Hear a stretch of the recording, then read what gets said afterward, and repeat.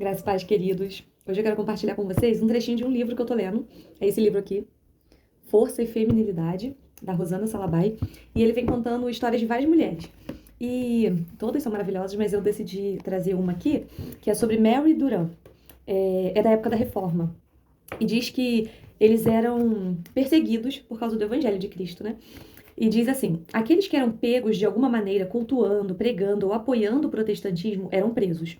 As mulheres detidas eram confinadas em torres e a mais famosa delas ficou conhecida como Torre de Constança.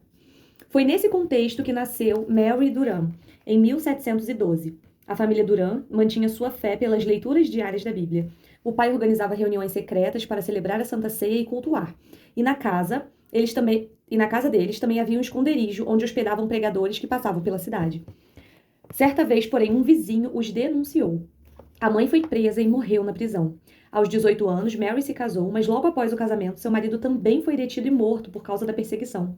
Passaram-se alguns meses e a própria Mary foi levada como prisioneira para a Torre de Constança. O motivo? Ser irmã de um pastor protestante. Aí vem contando um pouquinho sobre como era essa Torre de Constança.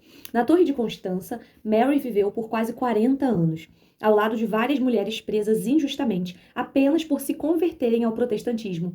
Elas não eram condenadas à morte física, mas o sofrimento tirava suas vidas aos poucos.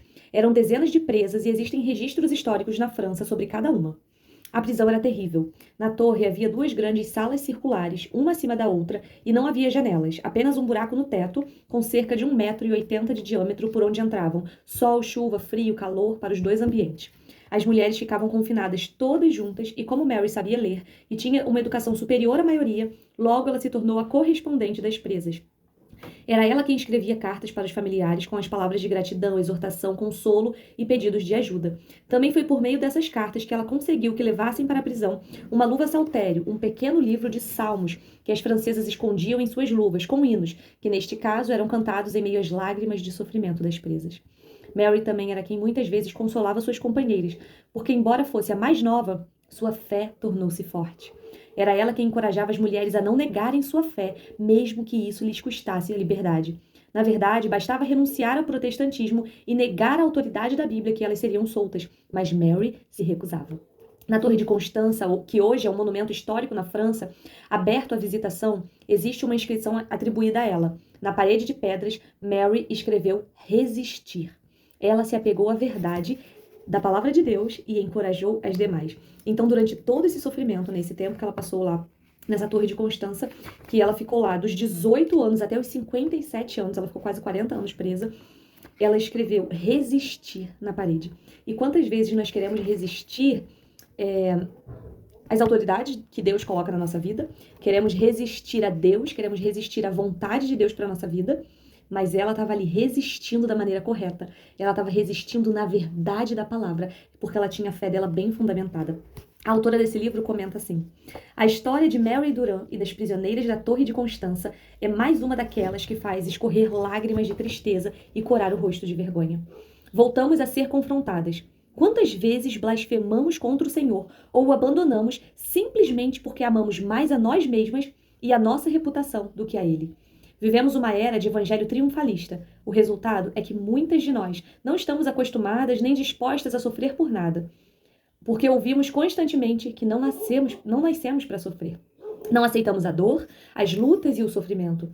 Consideramos que somos merecedoras de uma vida confortável, e o que não se parecer com isso soa como derrota. Achamos que resistir é não aceitar sofrer, mas para aquelas mulheres era exatamente o contrário.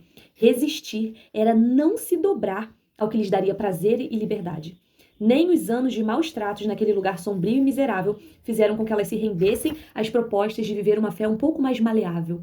Eram mulheres de convicção inabalável, conhecedoras de que a fé é inegociável, ainda que custasse a sua liberdade. E hoje nós negociamos a nossa fé por coisas tão pequenas. E essas mulheres nos ensinam, né? Que nós precisamos permanecer firmes, independente do que passemos, né, do que estejamos passando.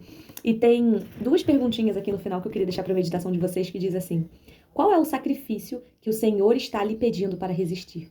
Então, qual é o sacrifício que o Senhor hoje está pedindo para você resistir? Resista. Você consegue olhar para essa privação ou dor e encontrar Cristo no meio dela? Eu não sei o que você está passando, qual privação, qual dor, mas você consegue olhar para sua vida, para o seu sofrimento, para o que você está passando e encontrar Cristo no meio disso? Peça a Ele que se revele a você e Ele vai se revelar. Deus te abençoe.